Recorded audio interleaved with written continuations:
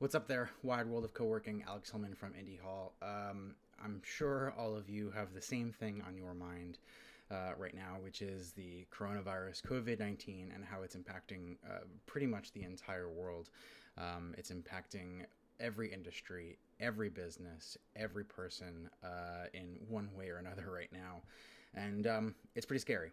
Nothing like this has happened in my lifetime, possibly not in yours either. And I'm fairly certain that we have in common that when you started a co-working space, this was not in your roadmap either. This was not one of your contingency plans. Is how do you close in the face of effectively an environmental or health disaster? I want to start by saying it is critical, absolutely critical, to close your co-working space right now. If you're not closed yet and you're waiting for some sort of government action to force closure, or if you're looking at the list of categories and wondering if co-working fits into it, it doesn't matter. Right now, all the data is showing that this virus spreads in unusual ways, and that the only way to make sure that massive amounts of lives are not lost and that our hospital systems are not overwhelmed from the data that we're seeing in every other region, the growth curve is consistent, and the only thing that seems to make a difference is keeping people away from each other, which is hard because that is quite literally what we've set out to do, right? So a week ago, I landed after spending a couple of weeks in CU Asia. Thankfully, did not come into contact with the virus myself at that time, but did enter the United States essentially as shit was hitting the fan, and then spent last weekend making our plans for what it would look like to close Indie Hall, our own co-working space here in Philadelphia.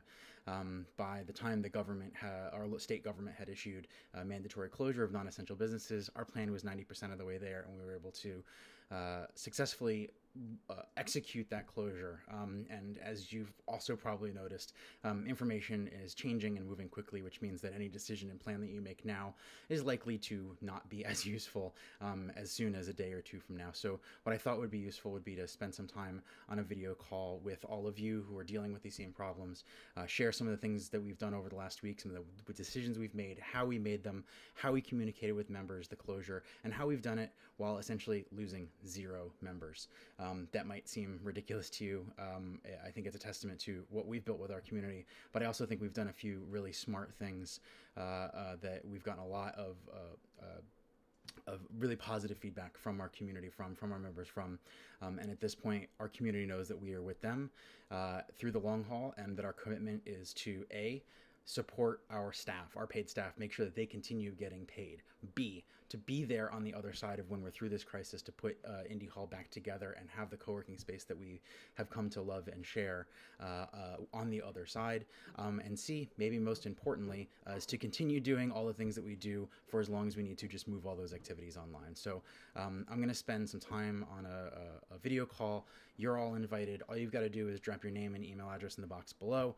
I'll send you information about how to get signed up, and there will be a recording as well, so if you're not able to make it at that specific day and time, that's okay. We're going to have all of this recorded, and as things evolve, as we learn more, as we come up with new things, as we learn new things, I'll be sharing more as well. So get yourself signed up. As we figure out the exact day and time of this, the exact itinerary, I'll send that to you via email. Good luck, Godspeed, and don't forget that we are all in this together.